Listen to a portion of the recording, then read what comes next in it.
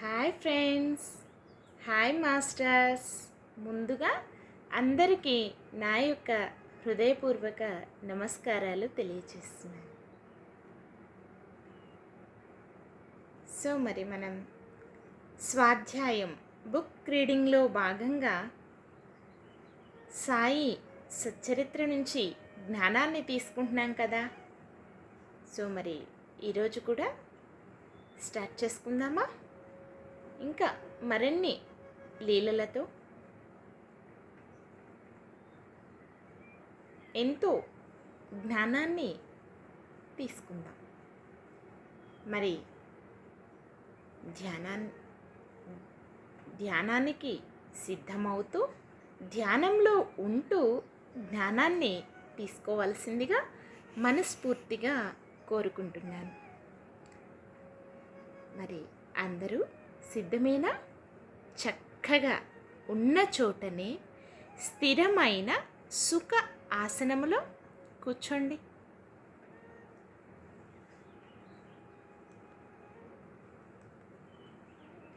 వేళ్ళల్లోకి వేళ్ళు పెట్టుకోండి.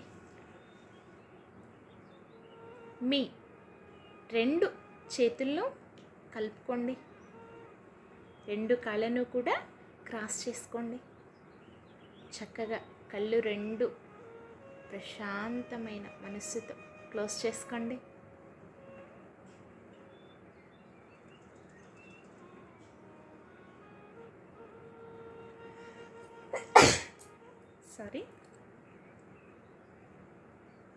ఏకాగ్రతతో వెన్నుపూస నిటారుగా ఉంచి స్థిరమైన సుఖ ఆసనంలో కూర్చున్నారు కదా.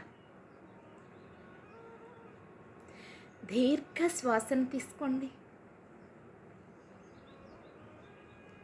నిదానంగా శ్వాసను బయటికి వదిలివేయండి. మరొక్కసారి దీర్ఘ శ్వాసను తీసుకోండి.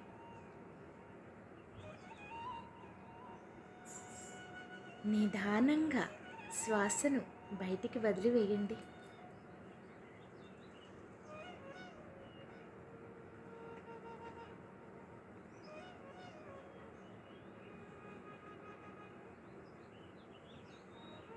ఇంకొకసారి దీర్ఘ శ్వాసను తీసుకోండి.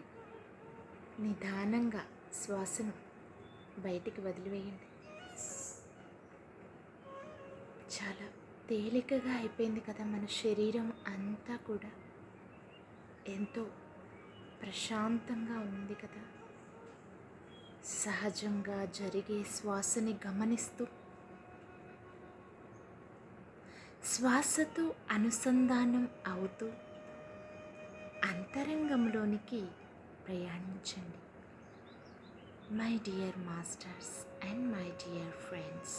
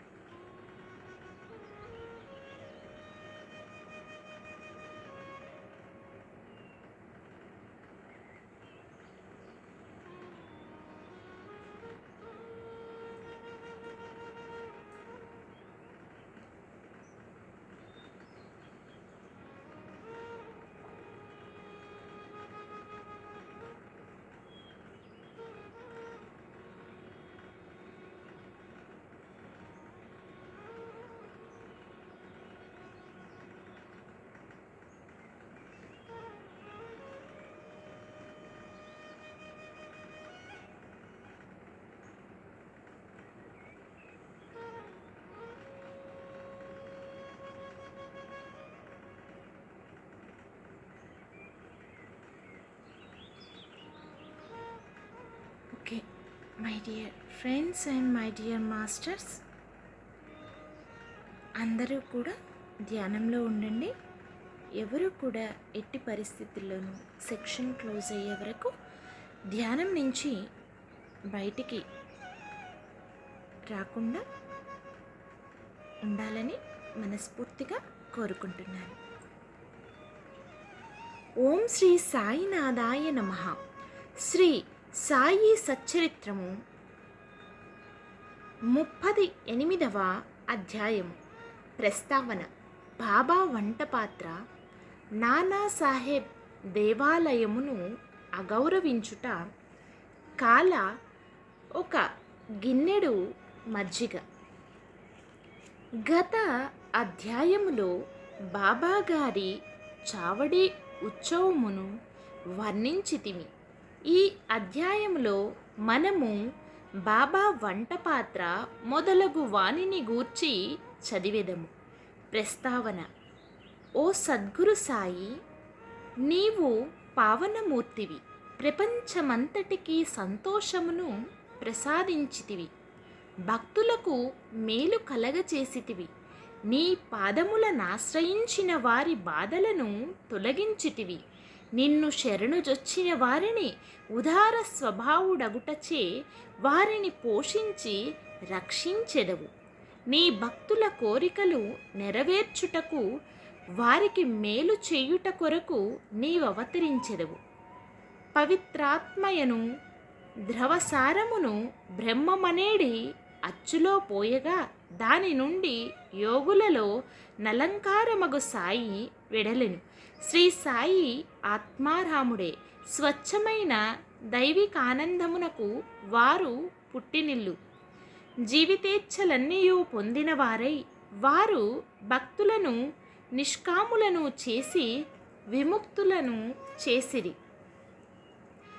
బాబావారి వంటపాత్ర. యుగ యుగములకు శాస్త్రములు వేరువేరు సాధనములను ఏర్పాటు చేసి యున్నవి.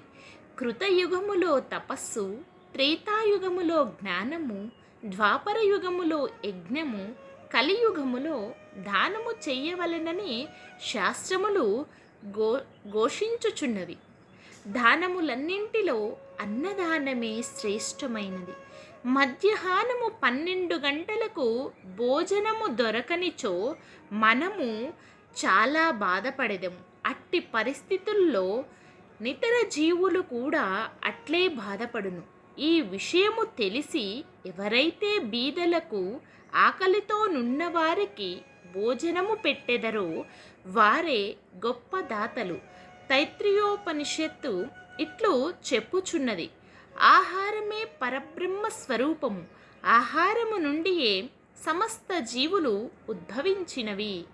చచ్చిన పిమ్మట అవి తిరిగి ఆహారములో ప్రవేశించును. మిట్ట మధ్యాహ్నము మన ఇంటికి ఎవరైనా అతిథి వచ్చినచో వారిని ఆహ్వానించి భోజనము పెట్టుట మన విధి. ఇతర దానములు అనగా ధనము, బట్టలు మొదలగునవి ఇచ్చినప్పుడు కొంత విచక్షణ కావలెను. కానీ ఆహారం విషయంలో నట్టి ఆలోచన అనవసరం. మన ఇంటికి మిట్ట మధ్యాహ్నము ఎవరు వచ్చినను వారికి మొట్టమొదట భోజనము పెట్టవలెను. కుంటి, గుడ్డి, రోగిష్ఠులు వచ్చినచో వారికి మొట్టమొదట భోజనం పెట్టిన పిమ్మట ఆరోగ్యవంతులకు, అటు పిమ్మట మన బంధువులకు పెట్టవలెను. మన బంధువులు మొదలగు వారికి పెట్టుట కంటే నిస్సహాయులైన అంగవికలురు తదితరులకు మొట్టమొదట ఎంతో శ్రేయస్కరము. తదితరులకు పెట్టుట ఎంతో శ్రేయస్కరము. అన్నదానము లేకున్నచో ఇతర దానములు ప్రకాశించవు. ఎట్లనా చంద్రుడు లేని నక్షత్రము వలె, పతాకము లేని కంఠహారము వలె, పింఛము లేని కిరీటము వలె, కమలము లేని చెరువు వలె, భక్తి లేని భజన వలె, కుంకుమ బొట్టు లేని పుణ్యశ్రీ వలె, బొంగుర కంఠము కలవాని పాటవలే, ఉప్పులేని మజ్జిగ వలె రుచింపవు. అన్ని వ్యంజనముల కంటే పప్పుచారు ఎట్లు ఎక్కువో అట్లే అన్ని అన్ని పుణ్యములలో అన్నదానం ఎక్కువ.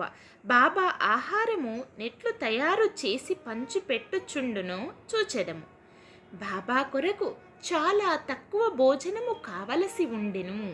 అదియు కొన్ని ఇండ్ల నుండి భిక్షాటనము చేసి తెచ్చుకునేడి వారని ఇదివరకే తెలుసుకుంటిమి. ఏనాడైనా అందరికీ భోజనము పెట్టవలనని బాబా నిశ్చయించుకున్నచో మొదటి నుండి చివరి వరకు కావలసిన ఏర్పాట్లు అన్నీ వారే స్వయముగా చేసుకునేడివారు. ఈ విషయమే వారు ఇతరులపై ఆధారపడలేదు, ఎవరికీని బాధ కలగ చెయ్యలేదు. మొట్టమొదట బజారుకు వెళ్ళి ధాన్యము, పిండి, మసాలా దినుసులు మొదలగునవి అన్నీ నగదునిచ్చి కొనేడివారు. వారే విసురుచుండేడివారు. మసీదు ముందు ఉన్న ఖాళీ స్థలములో మధ్యన పొయ్యి పెట్టి దానిపై పెద్ద వంట పాత్రలో కొలత ప్రకారము నీళ్లు పోసి పెట్టేడివారు. వారి వద్ద వంట పాత్రలు 2 కలవు. ఒకటి పెద్దది 100 మందికి సరిపోయినది, రెండవది చిన్నది 50 మందికి మాత్రమే సరిపోయినది. ఒక్కొక్కప్పుడు చక్కెర పొంగలి వండేవారు, మరొకప్పుడు మాంసపు పలావు వండేడివారు. ఒక్కొక్కప్పుడు పప్పుచారు ఉడుకునప్పుడు గోధుమ పిండి బిళ్ళలు అందులోనికి వదిలేవారు. మసాలా వస్తువులను చక్కగా నూరి దానిని వంట పాత్రలో వేసేవారు. పదార్థములు చాలా రుచిగా నుండుటకెంత శ్రమ తీసుకోవలెనో అంత శ్రమను పడుచుండేడివారు. అప్పుడప్పుడు అంబలి వండేడివారు, అనగా జొన్న పిండిని నీళ్ళల్లో నుడకబెట్టి దానిని మజ్జిగలో కలుపుచుండేడివారు. భోజన పదార్థములతో ఈ అంబలిని కూడా అందరికీ కొంచెము కొంచెముగా పెట్టేడివారు. అన్నము సరిగ్గా ఉడికినదో లేదో అని పరీక్షించుటకు బాబా తన కపని పైకెత్తి చేతిని నిర్భయముగా మరుగుచున్న డేగిసలో పెట్టి కలుపుచుండేడివారు. వారి ముఖమునందు భయ చిహ్నములు కానీ చేయు కాలునట్లు కానీ కనిపించేడిది కాదు. వంట పూర్తి కాగానే బాబా ఆ పాత్రలను మసీదులోనికి తెచ్చి మౌల్వీచే ఆరగింపు పెట్టించేవారు. మొట్టమొదట కొంత మహల్సాపతికి తాత్యాకు ప్రసాదముగా పంపించిన పిమ్మట మిగతా దానిని బీదవాండ్రకు, దిక్కులేని వారికి సంతృప్తిగా పెట్టుచుంటిరి. బాబా స్వయముగా తన చేతులతో తయారు చేసి స్వయముగా వడ్డించగా భోజనము చేసిన వారు నిజముగా ఎంతో పుణ్యాత్ములు, అదృష్టవంతులై ఉండవలెను. బాబా తన భక్తులందరికీ శాకాహారము, మాంసాహారము ఒకే రీతిగా పెట్టుచుండెనా అని ఎవరికైనా సందేహము కలగవచ్చును. దీని జవాబు సులభము, సామాన్యమైనది. ఎవరు మాంసాహారులో అట్టివారికి ఆ వంట పాత్రలోనిది పెట్టేడివారు. మాంసాహారులు కాని వారి నా పాత్రను కూడా ముట్టనీయలేదు. వారి మనస్సులలో దీనిని తినుటకు కోరిక కూడా కలగనిచ్చేడివారు కారు. గురువుగారు ఏదైనా ఇచ్చినప్పుడు దానిని తినవచ్చునా లేదా అని యోచించు శిష్యుడు నరకమునకు పోవునను రూఢీ కలదు. దీనిని శిష్యులు బాగా గ్రహించి నెరవేర్చుచుండిరో లేదో చూచుటకు బాబా ఒక్కొక్కప్పుడు పరీక్షించుచుండేడివారు. దీనికొక ఉదాహరణము, ఒక ఏకాదశి నాడు దాదాకేల్కరుకు కొన్ని రూపాయలనిచ్చి కొరల్బాకు పోయి మాంసము కొని తెమ్మనెను. ఇతడు సనాతనాచార పారాయణుడునగు బ్రాహ్మణుడును, ఆచారవంతుడును. సద్గురువుకు ధనము, ధాన్యము, వస్త్రములు మొదలగునవి ఇచ్చుట చాలదనియు కావలసినది అక్షరాల గురువు ఆజ్ఞ పాటించుటే అనియు గురువు ఆజ్ఞానుసారము నెరవేర్చుటయే అనియు ఇదియే నిజమైన దక్షిణ అనియు దీని వలనే గురువు సంతుష్టి చెందెదరనియు అతనికి తెలియను. కనుక దాదా కేల్కరు దుస్తులు ధరించి బజారుకు బయలుదేరిను. కానీ బాబా అతనిని వెంటనే పిలిచి తానే స్వయముగా పోవలదనియు ఇంకెవరినైనను అతడు పాండు అను నౌకర్ని పంపెను. వాడు బయలుదేరుట చూచి బాబా వానిని కూడా వెనుకకు పిలిపించి ఆనాడు మాంసము వండుట మానుకొనిరి. ఇంకొకసారి బాబా దాదా కేల్కర్ను పిలిచి పొయ్యి మీదనున్న పులావు ఉడికినదో లేదో చూడమనెను. కేల్కర్ దాన్ని పరీక్షించుటకే సరిగ్గానున్నదనియు జవాబిచ్చెను. అప్పుడు బాబా, నీవు నా కళ్ళతో దానిని చూడలేదు, నాలుకతో రుచి చూడలేదు, రుచిగానున్నదని ఎట్లు చెప్పితివి? మూత తీసి చూడుము అనుచు బాబా అతని చేతిని పట్టుకొని మరుగుచున్న డేగిసలో పెట్టెను. ఇంకను ఇట్లనెను, నీ చేయిని తీయుము, నీ ఆచారమునొక పక్కకు పెట్టి తెడ్డుతో తీసి కొంచెము ప్లేటులో వేసి సరిగ్గా ఉడికినది లేనిది తెలుసుకొను. తల్లి మనస్సున నిజమైన ప్రేమ జనించినప్పుడు ఆమె తన బిడ్డలను గిల్లి ఆ బిడ్డ ఏడ్చుచున్నప్పుడు దానిని కౌగిలించి ముద్దు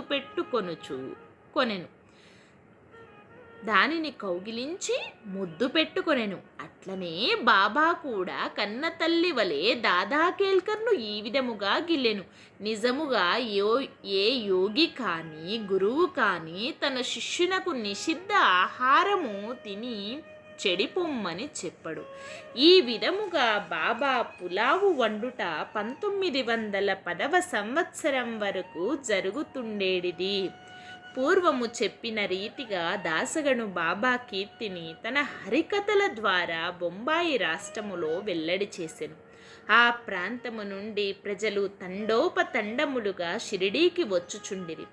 కొలది దినములలో షిరిడి ఒక పుణ్యక్షేత్రమాయను. భక్తులు అనేక రకముల ఆహారములను బాబాకు నైవేద్యము పెట్టుచుంటిరి. వారు తెచ్చిన పదార్థములు ఫకీరులు బీదలు తినగా ఇంకనూ మిగులుచుండెను. నైవేద్యము నెట్లు పంచిపెట్టినారో చెప్పుటకు ముందు బాబా షిరిడీలోని దేవాలయమునందును నందుడు దేవతలయందును గల గౌరవమును చాటేడి నానాసాహెబ్ చందోద్కర్ కథ తెలుసుకొందుము. నానాసాహెబ్ దేవాలయమును అగౌరవించుట. ఎవరికి తోచినట్లు వారాలోచించి ఊహించి బాబా బ్రాహ్మణుడని కొందరు, మహమ్మదీయుడని మరికొందరు చెప్పుచుండిరి. నిజముగా బాబా ఏ జాతికి చెందిన వారు కారు. వారు ఎప్పుడు పుట్టినారో, ఏ జాతి యందు పుట్టినారో, వారి తల్లిదండ్రులు ఎవరో ఎవరికీ తెలియదు. కనుక వారు బ్రాహ్మణుడు కానీ మహమ్మదీయుడు కానీ ఎట్లు కాగలరు? వారు మహమ్మదీయులైనచో మసీదులో ఎప్పుడు దునినెట్లు మండనిత్తురు? అచ్చట తులసీ బృందావనం ఎట్లుండును? శంఖములూదుట కెట్లు ఒప్పుకొందురు? గంటలను మ్రోగించుట కెట్లు సమ్మతింతురు? సంగీత వాయిద్యములను ఎట్లు వాయించనిత్తురు? హిందువుల మత ప్రకారము షడోపచార పూజలు ఎట్లు జరగనిత్తురు? వారు మహమ్మదీయులైనచో వారి చెవులకు కుట్లు ఎట్లు ఉండును? గ్రామములోని హిందూ దేవాలయము లన్నింటినీ ఎలా మరమ్మత్తు చేయించిరి? బాబా హిందూ దేవాలయములను దేవతలను ఏమాత్రము అగౌరవించినను ఊరకునేడి వారు కారు. ఒకనాడు నానాసాహెబ్ చందోద్కర్ తన షట్వకుడకు బినీవాల్యాతో షిరిడీకి వచ్చెను. బాబా వద్ద కూర్చొని మాట్లాడుచుండగా నానాసాహెబ్ మీద బాబా హఠాత్తుగా కోపగించి, నా సహవాసము ఇన్నాళ్ళు చేసియు ఇట్లేల చేసితివి అనెను. నానాసాహెబ్ మొదట దానిని గ్రహించలేకపోయెను కనుక అదేమిటో వివరించవలసినదిగా ప్రార్థించెను. కోపార్గాము నుండి షిరిడీకు ఎట్లు వచ్చితివని బాబా అతనిని అడిగెను. నానాసాహెబ్ వెంటనే తన తప్పు గ్రహించెను. సాధారణముగా షిరిడీకి పోవుచున్నప్పుడు ఎల్లా నానాసాహెబ్ కోపార్గాములో దిగి దత్తదర్శనము చేసుకునేది వారు. కానీ ఈసారి తన బంధువు దత్తభక్తుడై నప్పటికీ అతనిని కూడా వెళ్ళనీయక ఆలస్యమైపోవునని చెప్పుచూ తిన్నగా షిరిడీకి చేర్చెను. ఇదంతయు బాబాకు తెలియచేయుచు తాను గోదావరిలో స్నానము చేయునప్పుడు ఒక ముళ్ళు పాదములో గుచ్చుకొని తనను చాలా బాధ పెట్టెనని చెప్పెను. బాబా అది కొంతవరకు ప్రాయశ్చిత్తమే అనుచు ఇక మీదట జాగ్రత్త అని హెచ్చరించెను. కాల మిశ్రమం. ఇక నైవేద్యమెటులు పంచిపెట్టేడి వారో చూచెదము. హారతి పిమ్మట భక్తులందరికీ ఊదితో తమ ఆశీర్వాదములు ఇచ్చి పంపివేసిన పిమ్మట బాబా మసీదులోనికి పోయి నింబారు వైపు వీపు పెట్టి కూర్చొనుచుండిరి. కుడివైపు ఎడమవైపు భక్తుల పంక్తులలో కూర్చొనుచుండిరి. నైవేద్యము తెచ్చిన భక్తుల పళ్ళెములను మసీదులో పెట్టి బాబా ఆశీర్వాదములకై ఊదికై కనిపెట్టుకొని బయట నిలుచుండేడిరి. అన్ని రకముల ప్రసాదములు బాబాకు వచ్చుచుండేటివి. పూరీలు, మంగెడలు, బొబ్బట్లు, బాసుంది, సాంజ, పరమాన్నము మొదలగునవి అన్నీ ఒకే పాత్రలో వేసి బాబా ముందు ఉంచేది వారు. బాబా దీనిని దైవమునకు అర్పించి పావన మొనర్చుచుండెను. అందులో కొంత భాగము బయట కనిపెట్టుకొని ఉన్నవారికి పంచి తక్కినది బాబాకు అటూ ఇటూ 2 వరుసలలో కూర్చుండిన భక్తులు సంతృప్తిగా తినుచుండిరి. శ్యామ, నానాసాహెబ్, నిమోన్కర్ వడ్డించువారు. వచ్చిన వారి సౌకర్యములను వీరు చూచువారు.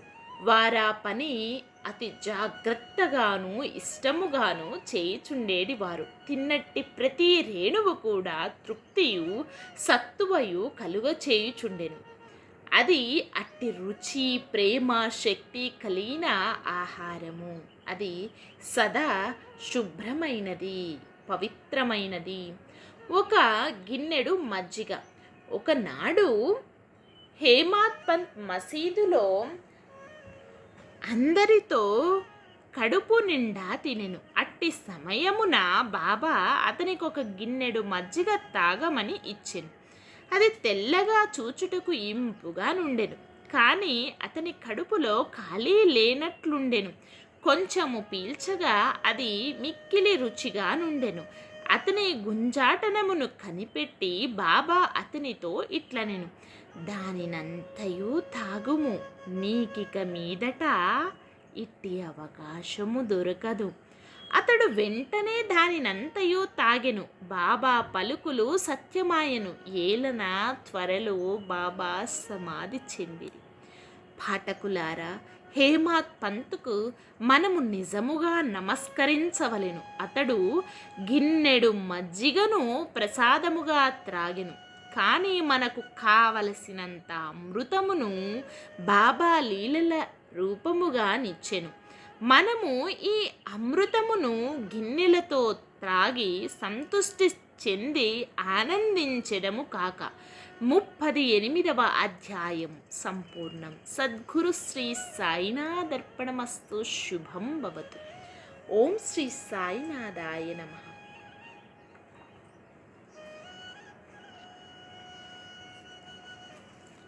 Okay, my dear masters and my dear friends, ఇదండి ఈరోజు సెక్షన్. మరి క్లోజ్ చేసుకునే ముందు చక్కగా ఆఖరి నిమిషం ధ్యానం కంటిన్యూ చేయండి. ఆ తర్వాత సెక్షన్ క్లోజ్ చేసుకుందాం. ఇప్పటి వరకు మనం విన్న జ్ఞానాన్నంతా కూడా మనలో సంపూర్ణముగా నింపుకోవటం కోసం ఆఖరి క్షణాలు చాలా ముఖ్యమైనవి. ఎరుకతో ఉంటూ ధ్యానం కంటిన్యూ చేయవలసిందిగా కోరుకుంటున్నాను.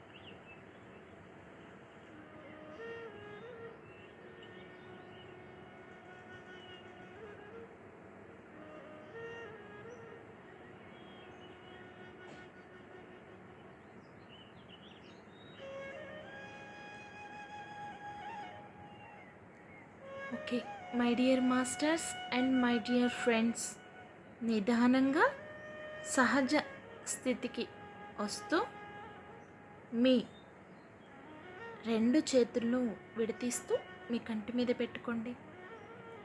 5 4 3 2 1 0. మీ రెండు చేతులను మీ కంటికి ఎదురుగా పెట్టుకొని నిదానంగా కళ్ళని ఓపెన్ చేయండి. Thank you, thank you, thank you. Love you, love you, love you. చక్కగా ఇప్పటి వరకు సెక్షన్ జరగటానికి సహకరించిన అందరికీ అన్నింటికీ నా యొక్క హృదయపూర్వక కృతజ్ఞతలు. Thank you to all. Love you to all. Thank you universe. Love you universe. Thank you everyone. Love you everyone. Thank you so much. Survey జన సుఖినో భవంతు. మరొక సెక్షన్లో మళ్ళీ కలుసుకుందాం. Thank you.